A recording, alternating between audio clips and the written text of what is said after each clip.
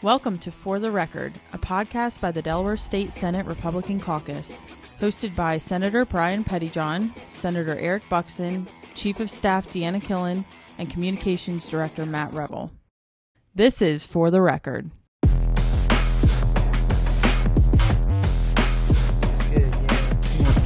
So it was kind of a very heavy week here at Legislative Hall. We're only going to probably touch on two bills today. I think that's going to probably cover it. We're going to start with SB 249, which we discussed the last 2 weeks, relating to substance use and harm reduction. It was on the floor today. This is the bill that decriminalizes drug paraphernalia. I do want to just say that Brian and Eric, you guys did a fantastic job today. You really tried hard. Every single Democrat voted for this, which I can't say I'm surprised, because I think my new tagline when I tag off here from now on is going to be, there are no moderate Democrats left in Dover.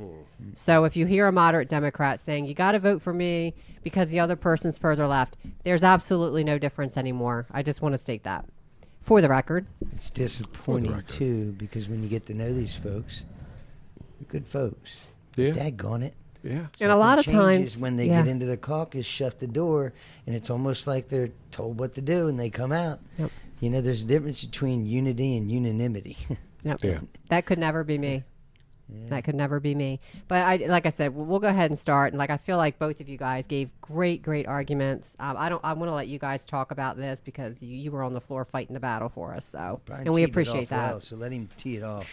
Well, the first thing we asked, really, we tried to get them to define things. Mm-hmm. I mean, because I don't know who said this, words matter. Mm-hmm. So defining things is really important to kind of figure out what the intent is. So when we were looking at the bill and we asked what it says, these programs that are out there must have all of the following available for distribution to participants, which are the users. First thing were sterile supplies. So I was like, all right, what do you mean by sterile supplies? So the bill sponsor went to the bill and said, well, they means objects used for injecting, ingesting, inhaling, or otherwise introducing substances into the human body. Supplies, I don't know why they did it on two different lines here, includes needles, syringes, cookers, cotton, tourniquets, clean water, mouthpieces, filters, and straws. I was like, okay. All right, so now we know what these supplies are. What are some of the common street names for these things? Because these are the legal, very sterile type definitions for them. And, I was trying to figure out, okay, which one of these would be a crack pipe? Because people don't necessarily know what these are, but you hear about crack pipes. So, what are these? We know what a cooker is. Cooker could be a spoon and a lighter. Okay. But what is a crack pipe? Well, couldn't really get an answer from the sponsor for it. So we had they called up one of their witnesses from DSAM. And I did actually finally get him to admit that, yes, a crack pipe would be one of these things that would have to be supplied to users. Mm-hmm. And I prefaced a lot of this by, really going through what we've been through in Georgetown with, hypodermic needles, used needles that are there in the dugouts at Georgetown Little League. Mm-hmm. So because, we went from a one-to-one exchange program to we're just going to hand out hypodermic needles. So now instead of them holding on to them to exchange for a new one, we just give them a supply, and when they're done with them, they just leave them. Mm-hmm. And, then they're left to, our kids or the people that are running our little league to have to find and clean up before people come in and get stuck with them.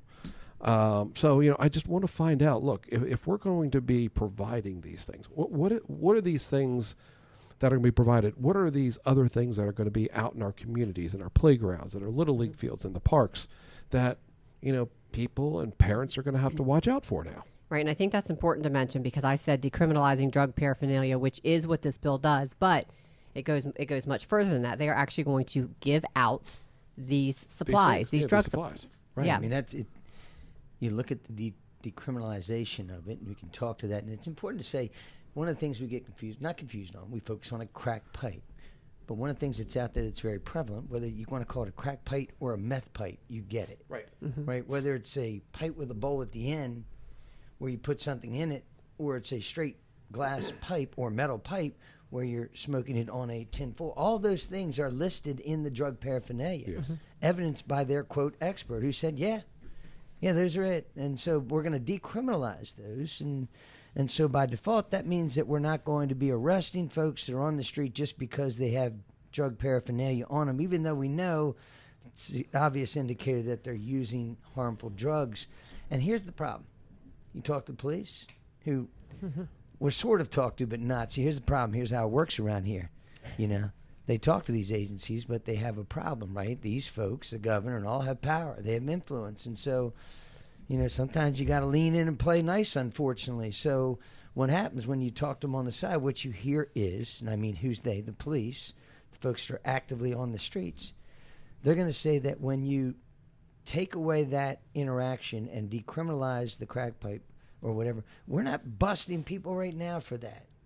We might be using it as a stick carrot to get folks to the diversion program, which says, hey, we found you on the streets, you have this, there's evidence of drug use, this is illegal, we're not going to charge you with this, but we are going to require you to do this diversion program, which helps the addict. Without that, without the drug paraphernalia being a quote, a criminal element, the only thing you're doing now is saying, hey, if you want it, it's over here. And we know that's not working for the vast majority of folks. So that's a real big piece of it. The other component of it is, right, when you talk to police, they're going to say that, in that interaction, if there's drug paraphernalia available or evident, present, it leads to the opportunity for us to take a deeper look at what's going on.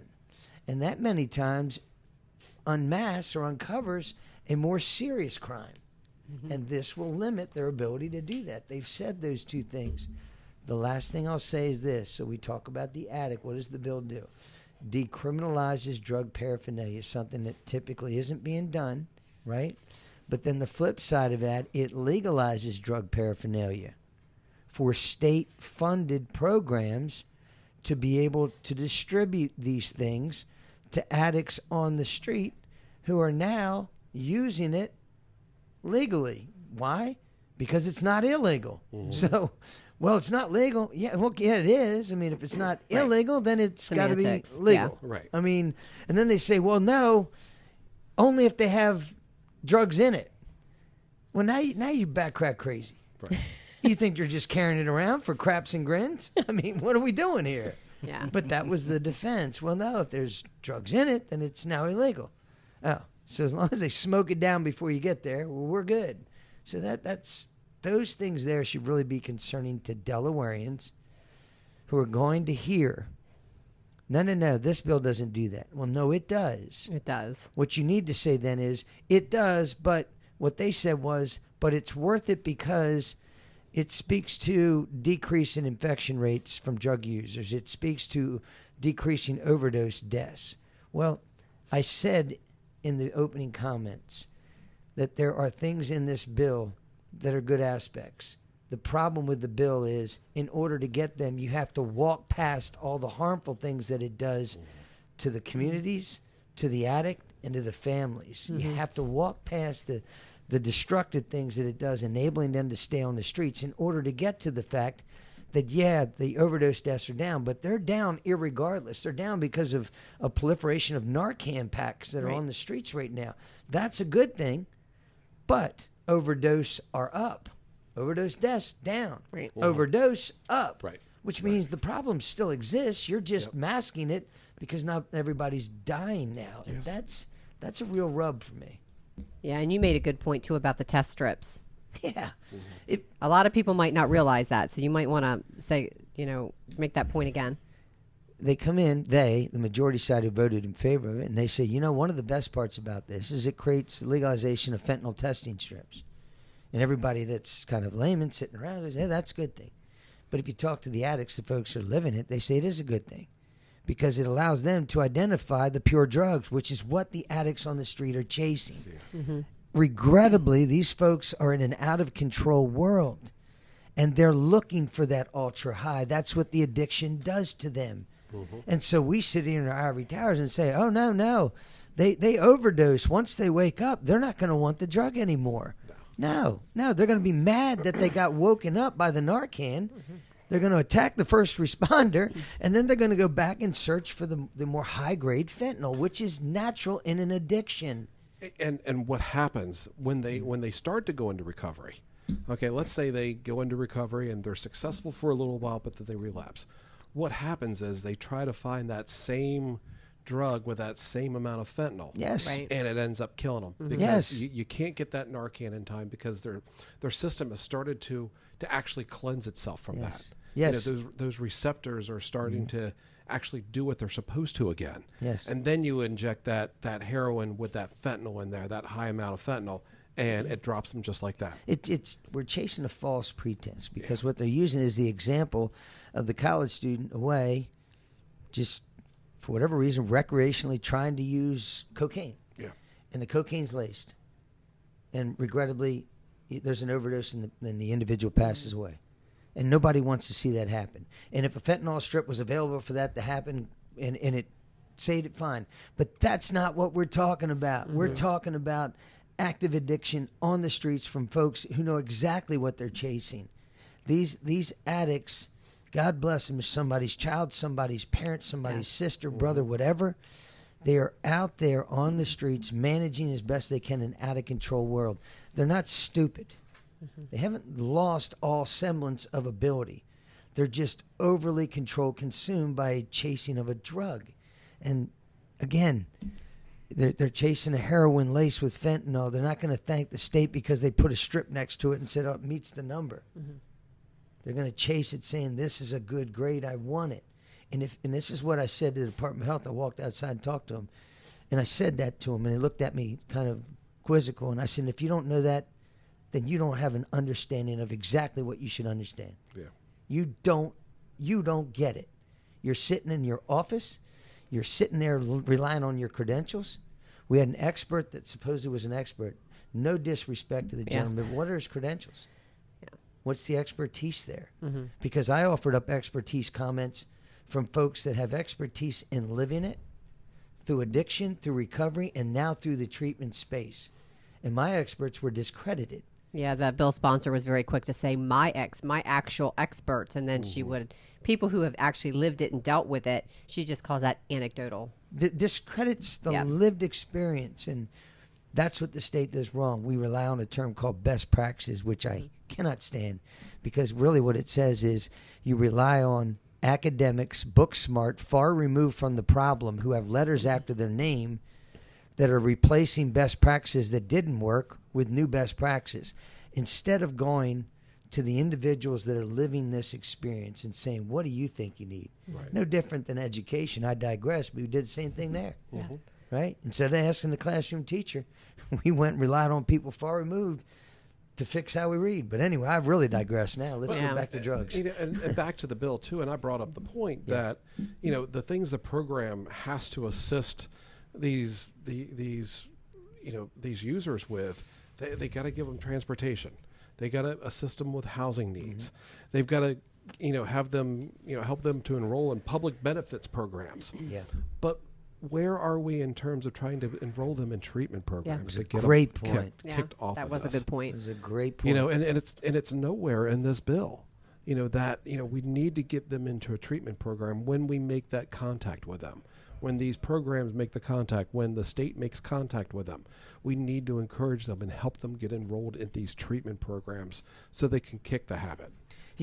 Contact is what you stated, and Yes. it was a great catch. And instantaneously, the sponsor said, yes, you should offer up an amendment. Now, you have to appreciate some of the folks listening. We are on the floor quickly reacting to it. Yeah. That one there, that amendment and the topic, that shouldn't be an amendment. If you understand what you're doing, That should have been baked into the that bill. has to be the get it. premise for what you're doing. Treatment and contact is everything. So for us to just flippantly say, hey, if you want to add that as an amendment, good idea. Why is that an afterthought? Shows the lack of appreciation and understanding for what we're doing. And I want to clear the record. There was a lot of communication about whether or not using, taxpayer dime, Delaware dime, right? For these types of programs. There's no question you are. I sit on the JFC. I know exactly where the funds are coming from. Yeah. You can argue whether it's 40-60 on federal and state. It's still our money. You can argue whether it's a property tax revenue or whether or not it's opioid settlement money coming in and say it's still Delaware money. And you're spending it on scales now, illegalizing scales and distribution tinfoil so that they can use that safe, and mouthpieces in the bill. A mouthpiece for a meth pipe. Yeah. And look, what are we doing? Look, we had discussed an amendment. I could put just a one-line amendment in here, but really, these treatment programs, they need to be built into it. It should be more than just one line. It should be interwoven into all of this. If we're really looking to solve the problem and not just put a Band-Aid on it. And let's talk about solve real quick, just because folks might listen and go, well, the only thing you want to do is say, no, you don't want. What do you want to do? I'll tell you what we want to do. We want to redirect. Yeah. We want to tell DSAN that you're spending millions relying on outpatient services, and it isn't working. Right. And I hope that some of those folks that are doing God's work appreciate it. I'm not coming at you. You're doing the mission you've been assigned. But our leadership, and what I mean by leadership, from the top down, from the government, from the governor to the General Assembly decision makers to the folks leading that, regardless of whether or not you're a good person, you're getting this wrong and people are getting harmed. We should be all in on treatment. Right. And we have contacts. We have some really great programs here in Delaware that are residential treatment programs that are voluntarily, but they don't just treat the chemical addiction that's in the body. They start to go to some of the underlying problems with the people and try to heal them from the inside out. Yes. And that's what we need. We don't just need, okay, well, here's something to take the edge off so you don't you don't have as many of the Joneses that you did before. We need to solve this from the inside of the person out. The mental health treatment, whatever they need inside their head to try to get them in a good space, and then treat the chemical addiction that's in their body, so that 2 weeks, 3 weeks, 6 months after they come out of the program, a 2 week or a 4 week program, that they're not right back out there. When they hit a rough patch, they go back to the old standby and take that needle and shoot up again. I want to, real quick, Deanna, I know you want to jump in, but I want to say to the folks, well, what would you do? I'd say this. I'd say we've never had a better opportunity to spend money. The Rural Health Care Funds are coming into state, and there are millions. We've never had a better opportunity to spend money. We have the opioid settlement money that's sitting there. We have millions available. If we get this right on the first try, you put us in control to have the identity to do this, we can do this thing. It starts with the acute care. Where's the acute care show up? It shows up in the first responders. You identify the individuals who have been repetitive. The families are screaming, nobody's helping. We can't spend any more money on this, so you got to help us. The state steps in. We get them the acute treatment. We send them to detox. Then we have a voluntary commitment of sorts. Their insurance picks up, or someone else. You do it through the drug courts. But if they choose not to, you've heard me say this before, if they choose not to, and they've been involved in the emergency services through Narcan and response and those things on the streets, well, then we'll use the drug court to involuntary commitment. But the state needs to come up with that plan. We used to have it. We used to have that.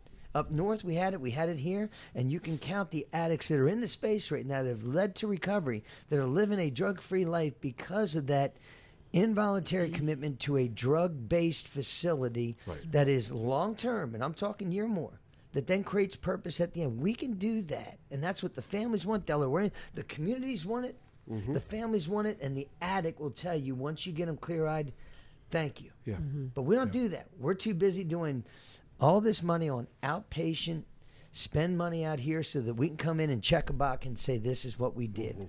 And if that offends folks, I'm sorry. Right. Nowhere did I say I don't like you. Nowhere did I say you're not trying. I'm saying you can try as hard as you want to run through the wall. It's not going to move. We got to do something different. Yeah. I mean, there's been a couple times over the past month or so where I went with you to tour some of these facilities and centers and stuff, and we've met numerous people. Yeah. To your point about involuntary commitment, and they've come out on the other side.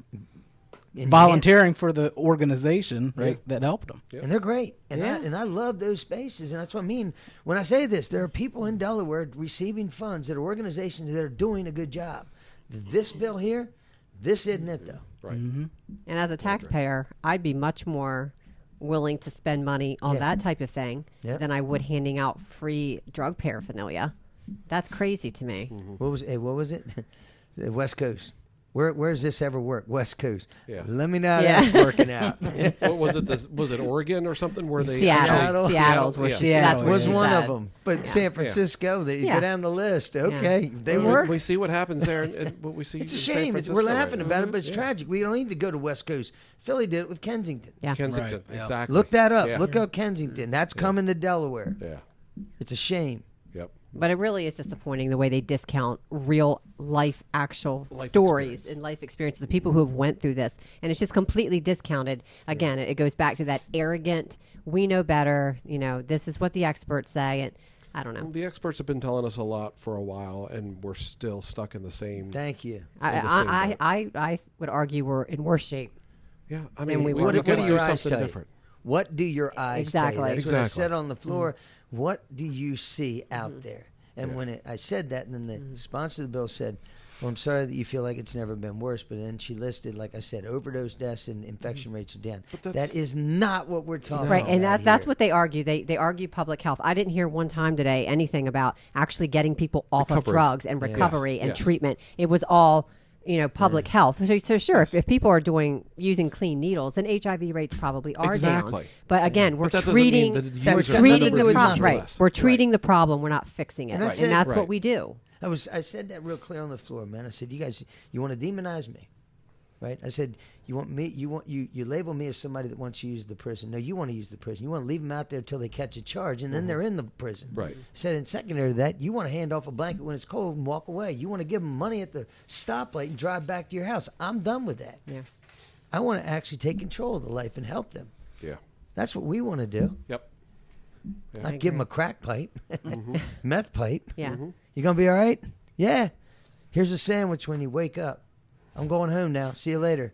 Yeah. It's nuts. Yeah. It's somebody's child. Exactly. I mean, it is. And I've had drug addiction in my family. I've seen firsthand what it does, and the stories I hear you tell me. That's the experience I had. Yeah. That's the experience I had. Very sad. And it's the experience that so many Delaware families have had. And it crosses every socioeconomic Yep. This is threshold not that's out Republican there. Democrat. It is It's not a Republican Democrat. It's not a rich poor. It's not a black white. It is everywhere in our state. Unfortunately, it was today on the floor. And that's why. Because this is what I mean when we should challenge the supermajority in how it works in Delaware. Because there is no way that you can tell me that all 16 of them were 100% behind that bill. Yeah, that's what's Or disappointing 15, is, and I'm yeah. just going to say it because we literally went to caucus because they didn't have the votes to pass it. And what happened in that amount of time that everybody came It's a back and shame. suddenly, and it's not like it was there was one or two that broke with the party. It was again 100%. That's very disturbing to me. If you felt passionate enough at one point, just an hour earlier, that you weren't going to vote for it. And a lot of it is they're not even listening. I mean, everyone's on their phone, looking around, talking to each other. They're not even listening to the really good points that you're making. And that's sad because there's no debate that's actually going on. Decisions are being made in caucus, coming to the floor, and that's it. And speaking of which, we got the amendment, and looking at a bill as complex as this, we were like, okay, can we caucus? I mean, you guys obviously caucused about it. You knew what you were going to do, and you got the amendment. We asked, hey, can we have 10 minutes? No, you just have to debate it on the floor. Yeah, say that again. Yeah. That's horse bucking. I mean, We had the give caucus us, for a half hour so they could sit in there and hash it out away from the public eye. Yeah. Come back with an amendment.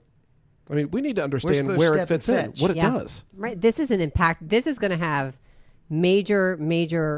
This is going to impact Delaware a lot. I guarantee it. It's going to impact Delaware. It's going to impact our communities. It's going to impact our kids. It's going to impact people's lives. Yep. Right. And this whole, well, let's just give them what they need so that so they don't catch a disease. Again, we're not solving the problems here. Let's go ahead and give them clean crack pipes or foils or stuff like this. We're still not addressing the root cause of the addiction, the treatment to get them out of it. We're just trying to keep them safer in using it. Yep. And that's not what we need to be doing. It's just sad because I feel it just really makes you think why is the incentive to keep people here, to keep them down, to keep them in their sickness? What is the incentive? You see them, in our towns and cities. They're just walking along the sidewalks, just like zombies. And you're supposed to expect a magical outcome. Sooner or later, they're going to get it. And you talk to the addicts. The irony of being on the Behavioral Health Consortium, my first ever meeting, sitting there in a group of folks in this space from the state. They're going to best serve Delaware to spend the money that we got in the opioid. Before they start, they're going to have a guest speaker, right? Guest speaker comes up and he says, I'm this much recovery and all that, and he tells his story. And his story is a wonderful story. But what was lost in the story was the fact that he literally got arrested. Oh. Yeah. He was placed in jail, diverted to a drug court out of state, stayed there for his term of 16 months. Yeah. And that led to his sobriety. And now I'm in front of you fine folks. And these folks are going, yeah, we need that. Yeah, you're right, but we're not doing that. We need the inpatient programs. We need them away out of their environment where they've been using. Yes. We need them out in a controlled environment. That's what works. It's amazing. Yeah. That's very disappointing. So it will be headed over to the House. It will have a House committee meeting at some point. I assume it will. House is going to attack it. I got think faith so? in the House. We'll see what happens. I got faith. I don't have a lot of faith They don't today. always step in line. Yeah. My friend Anton Wilson's going to take care of it.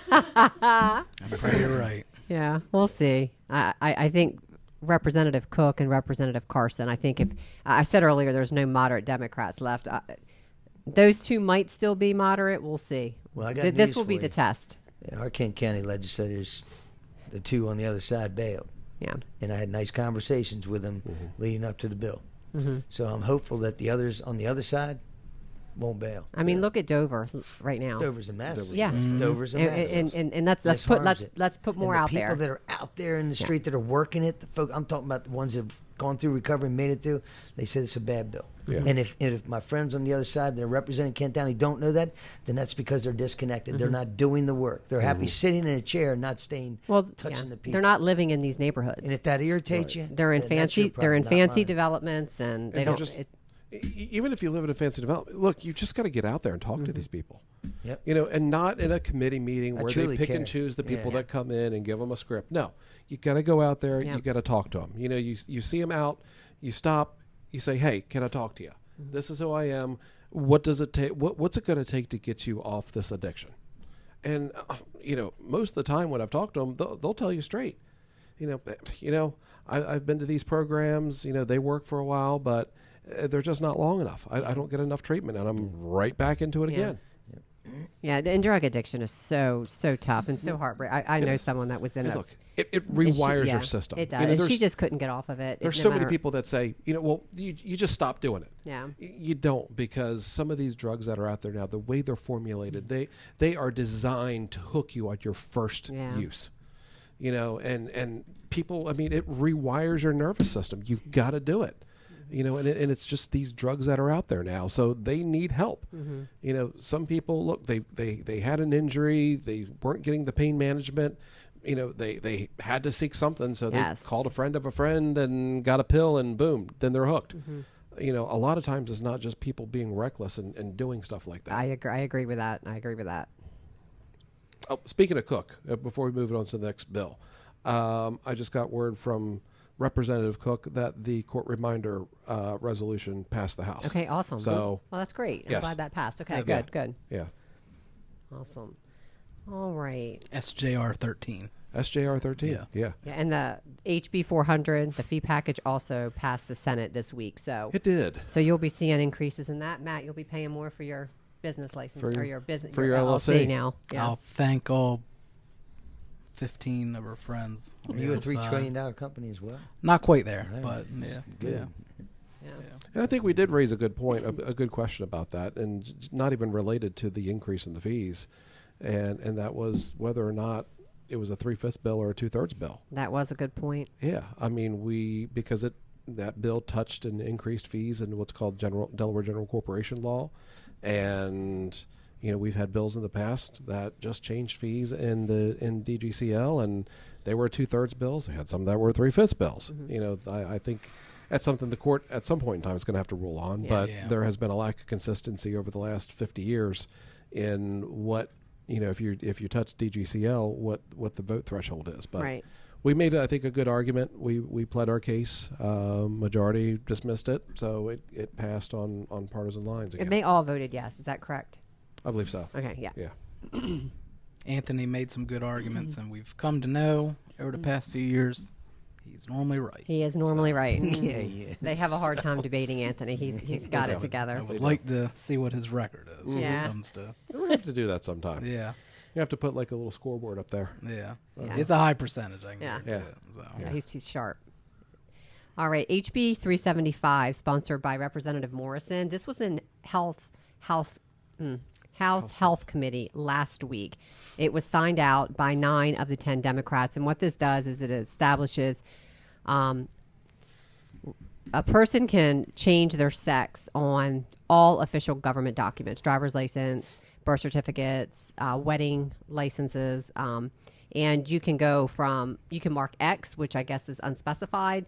You can also go from male to truly can female, mark female to male. X, Yes. yeah. And now That's you a can currently designation. do that on your Yeah. driver's license, but That's not what I the was other wondering. documents. So this is, and I just want to state too, because a lot of people that argued this in committee, of course, they immediately bring up the trans issue. And I just want to say that this isn't a trans issue, because a trans person right now can do this. They just have to go through the proper, the proper steps, which there's guardrails in place for a reason. So if someone does transition, from male to female or vice versa, they can go through the process and get their documents changed. In my opinion, I think this bill actually hurts the trans community. And the reason I say that is because it removes all guardrails. There's no longer any medical intervention, counseling, anything like that required. Court orders, nothing. It's all removed. So any person for any time, for any reason, can go and decide they want to change all their government documents, and they just like that, snap of a finger. And there's no limit in the bill how many times someone can do this. So the paperwork, and I even think like law enforcement, like how this is could hinder investigations with all of these records being sealed. They're going to have to jump through hoops to get them. You could have people who are changing their gender at will, And again, I've had a lot of conversations with people in this space because I genuinely want to understand it, because I do want to understand it. I want to know. And one of the things I've always been told is that sex and gender are not the same thing. Right. That's what they've always said. Well, this completely changes that. There is no gender marker on official government documents. It's only a sex marker. So you are changing your official sex.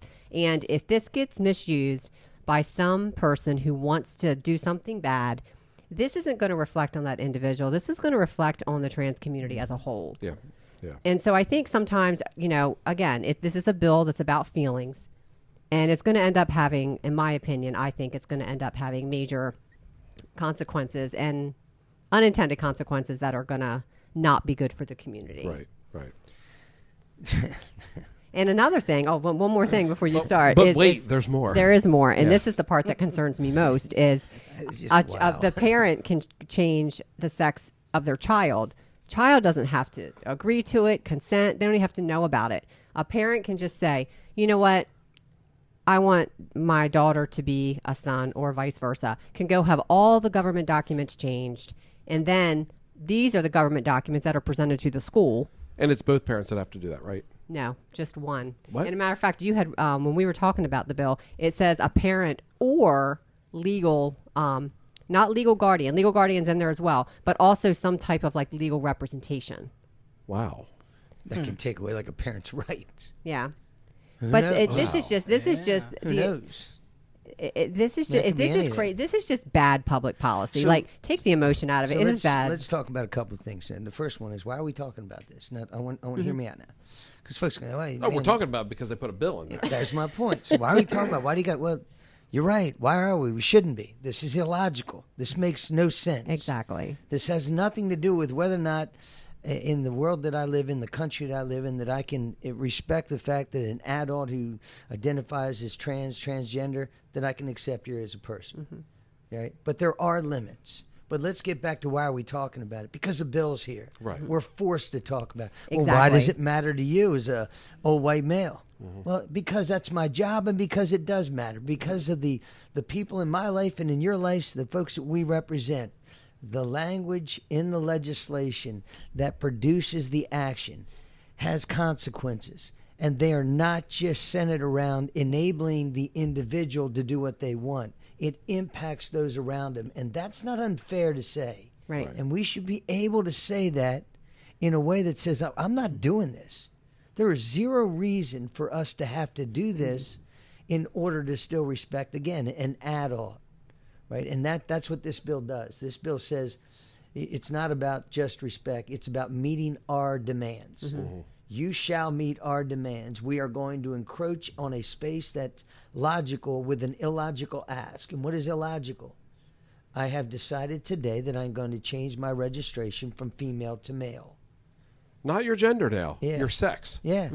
Not just gender, but sex. Yes. Something that you correctly pointed out, and it has to matter to folks, that we are not, most folks will say, well, we're not here to argue biological sex. We are solely arguing gender. Right. That's been the argument. That's been the argument. Yep. But in this situation, now, no, we're not. And you're codifying it, and it has a force of law. It has a force of a document that comes with a law behind it that enables you to do things that I'm just not doing it. And see, here's the problem. Now we've got to identify all the reasons that it doesn't work. And really, for me, it just comes down to, I'm not meeting your demands there. Yeah. No, there is a limit. I've accepted the terms that if you are Sally and want to be Tommy, then you be him. Okay? Fine for you. And if you're Tommy and you want to be Sally, then that's fine. But there are limits. I'm not going to legalize this in a way that makes it, quote, traditionally normal. It's not. Right. And that shouldn't be offensive to say. Yeah. And I'm sorry if that offends you. But if you want to go have a beer, let's go have one. Right. But I'm not doing the rest. Right. Yeah. And it removes a safeguard from the child, which is another thing that's always been an argument is, well, a child can't just change their sex or gender or whatever. They have to, they have to go through a counselor. They have to talk to someone about this. It removes all of that. And we've all been here long enough to know that once this passes, if it passes, although, like I said, 9 out of 10 Democrats supporting it, sounds like it's got a lot of support. What's the next step? The next step will be litigation by the ACLU or some advocacy group saying, okay, Delaware, you now have to recognize whatever sex is on the official government document. You have to recognize that. So my biological son, who is now a female, has to play on girls' sports teams because you have to recognize a sex on their birth certificate. And as a woman and as a mother and a grandmother of a granddaughter, I have a problem with that. And that's the problem. It becomes trivialized. You're just anti. You want to take this and that. No. Right. It is something as simple as that. Right. It is that important and that simple when it comes to that type of aspect. And when I was commenting a minute or two ago, the second part of that bill, because I keep speaking to adults, is the child. And to me, that is so important to recognize what that language does, enabling an adult in that child's life, a child. And I'm not talking about a 17-year-old child. We're talking about a prepubescent child who's going through all the normal emotions of everything. And you're injecting this kind of thought and confusing the child, which is when I say some simplistic rules for me are real simple. And I always said we're not teaching sexuality to our young children. We're not enabling athletes to, be malleable. And I want to preserve a woman's space in something as simple as a locker room at Planet Fitness. And I don't think that's unfair. No, not at all. Right? I don't. Yeah. And if that's offensive, then I'm going to have to be offensive because I accept the fact that you exist. I want to embrace that. I do. But there are limits. I know we have been talking about this offline, and you had raised a good point how this could negatively affect, say, medical care as well. Yeah. All right. I mean, because I think the example you use, like a cardiac arrest may present itself differently in a male than a female. Right. Internal bleeding. Internal bleeding, abdominal pain. So... Right, because when when you come into emergency room, that's one of the first things, and I know because I've talked to a doctor about this bill, and they said, when someone comes in and presents, one of the first things we look at is the sex, because that can tell us things. So this can affect people in that way too. Like it's almost like they're not looking at the big picture, and this is crazy to me that, like you said, we don't want to talk about this. We're being forced to talk about this, and when you talk about adults, this opens the door up to really bad people with bad intentions who have nothing to do with the trans community at all, who want access to women's spaces for bad reasons. This lifts all the safeguards and gives them that access. And appreciate this. And to those that maybe say, you know what, I'm still not convinced it's not a bad bill. Understand this. It takes away the very basic requirements that prevent it from just being whimsical. Mm-hmm. It truly does. And that you can argue, well, who's going to decide that they want to one day just wake up and now become male instead of female? Okay, I don't know, but I know this. When you strip away the requirements that really come from, if you want that, it has to be based on interaction with medical providers and other, professionals in that space, then you have to do this and that. And if you do all those things, then, we can consider that. It strips those away. And so what else is left? Right. You can argue no one will do it. That's not happens. what we're arguing. We're arguing this allows it. Yeah. So if you say, it allows it, but no one's going to do it, that's not a defense. No. It's not a defense at all. That is not a defense at all. Yeah. So this, like I said, this was in House Health Committee last week. I was looking to see if it would be on the agenda this week, and it was not. Okay. So I'm going to be watching this bill, and I will be updating. I will, if this goes to the House, I will be listing off the names of every Democrat that supports this, because I'm sorry, take the emotion out of it. This is bad public policy, and I'm sorry. If you're being honest and you're being real, you have to admit that. You're getting bullied by fear. Right. Right. And it's trumping common sense. It is. And we can't be driven by fear to make bad decisions. And people are going to, they maybe watching this or not on the votes, they call you something you're not. Yeah. And then you have to accept it, because I am not going to wilt under that pressure. Well, that's what they want. They want us to be quiet, because they know we can silence them by calling them this. No, and that's not. We're not going to do that. I know I'm not going to do that because I'm not. We're not. Right. Yeah. Right. I mean, when you have legislators who are purely driven by ideology, they can't see factual. This is what you get. Yeah. You got to look at things from a practical, and we've said it 100 times. You can't legislate by feelings. Feelings change. You have to legislate using facts, logic. Yep. And that is not what this is at all. And I would love to debate someone who supports this bill. I would love to debate them on the facts, because I have no doubt I can win the argument. We have to weigh in on this thing. You don't like the answer, and so your response isn't to discuss in a factual way. It's to involve Trump or call us anti or something. That's unfair to the discussion. You invoke a logical fallacy in the whole situation. Hoping that we go away on it. And the emotion of the individuals who then testify that show up after that for public comments. Yeah. And it's all targeted at you, and you're supposed to say, man, I don't enjoy this. Well, I don't enjoy it, but I'm not going to stop. Right. Because you've asked me to weigh in on it, and it is not. The language in that legislation and the way it's presented is not acceptable. No, this is this building operates on a deliberative process where where you discuss things, where you have that free and open debate about issues. That's why our debate. Our debate on the floor is actually protected under the Constitution. Sure. Because we have to have that, and we have to be able to be protected by that. Doesn't necessarily mean there's not political consequences for it, but the speech and debate clauses that we have in the federal and the state constitutions, it's extremely important so that we can do these things. Well, hopefully you're right. Deliberative process and rules for a reason, and those things, transparency, all hold. But we'll find out. Next week if we're doing another podcast, because I'll know whether or not the Judiciary Committee has 2 of my bills. Yeah. Because I was told that those 2 bills have to go through leadership for approval for something that is not. Right. Not to even get on the agenda for a committee. Yeah. And if that kills them getting on there, fine. But you know what? It shouldn't be that way. I shouldn't even have to make that comment. Right. Look, Senate rules say that a bill shall be heard within 12 legislative days. Yes. Unfortunately, we're running out of time. So if he wanted to, he could. He could run the clock out. Yeah. And we have committee meetings for a purpose, to debate the bill, hear public comment, get feedback. Yeah. But then Senator Buckson did go to a committee chair, because one of his bills was in committee, and said, hey, I noticed my bill wasn't signed out this week. All the Democrat bills almost were signed out. There may have been 1 or 2. I don't know. I didn't track it. But your bill wasn't. And when you went to the committee chair, the response was, we have to discuss it in caucus. So what's the need to have committee meetings if the caucus is deciding? I just find that funny. Caucus on Tuesday. Yeah. So I'm trying to get the tint bill out too, and that's another one. That's an easy one. That shouldn't even be all the positive.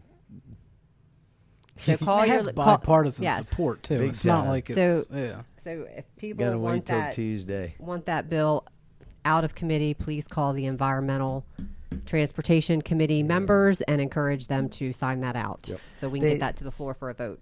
The challenge is sometimes because I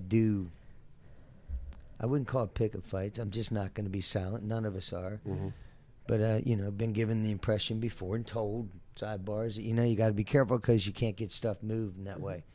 I said, if they don't want to move stuff because I'm a jerk or offensive or something like that, don't move it. But if they don't want to move stuff because I'm willing to stand up for what I believe in, and you're not going to move it because of that, you got the wrong guy. Yeah. If you're not mature, I'm not going to stop doing if you're not mature enough to put your personal feelings aside to move legislation that's going to benefit Delawareans, you shouldn't be in this job. Right. If you're going to take things personal, if I took things personal, I certainly wouldn't be here. Right. You know? I'm not going to hide from a tough bill or a tough vote or a tough comment because I'm worried that they're going to stall something of mine. That is not how it should work. If that's how it works, fine, but I'm not playing. I agree. I'm not playing. Yep. You're going to get some. All right, what else we got? That's all I have, unless there's something you all wanted to talk about. I feel like that's enough. That was a lot of heavy stuff for one podcast. Yeah, it was a heavy week. Yeah, but we'll certainly have more to talk about next week. We should be knowing here tonight what Tuesday's agenda is going to be. But has it been posted yet? Did you look? I'm looking right now, and no, it has not been. House is posted, so I can make sure. Yeah. So next week is our last week before JFC markup. Mm-hmm. Big day on Monday, right? Big day on Monday. Big day on Monday. DFAC on Monday. Mm-hmm. I'll be there in person. You should come up for DFAC and sit in on DFAC. You do a little podcast right there. Sure. We can talk about it as a relaying the numbers. The one day I don't have to drive to Dover, I'll drive to Newcastle. You'll drive to Newcastle. DFAC, Delaware Economic Financial Advisory Council. Yes. That's where we make the budget projections so that we know what we're going to hand off to you guys over on JFC for markup. I'll be listening. I always listen virtually. Yeah. So we're DFAC on Monday. We're in next week.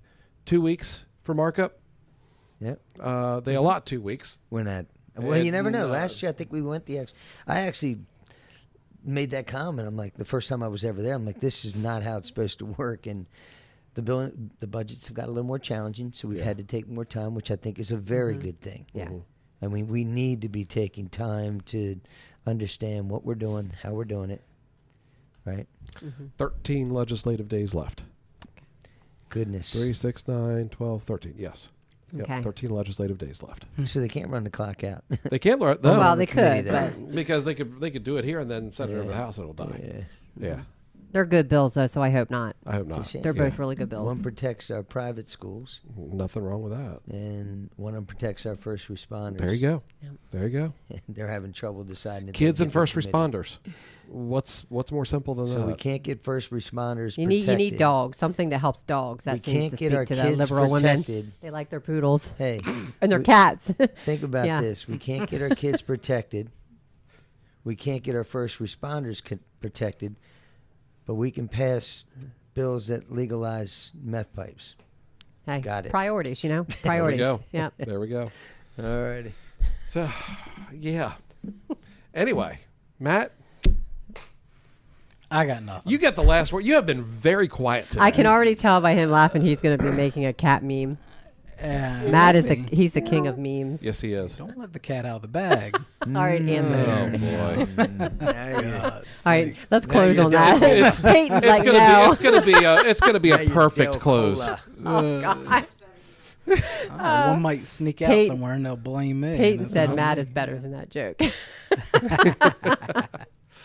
All right. Well, all right. Well, we will see everyone next week, and Sounds like a plan. for the last few weeks before craziness. Yeah. 2-2. All right. See y'all. For the Record is recorded and produced by the Delaware State Senate Republican Caucus. You can find us with the DE Senate GOP handle on Facebook, Instagram, X, TikTok, and Threads. Discover more about our caucus on our website, senategop.delaware.gov.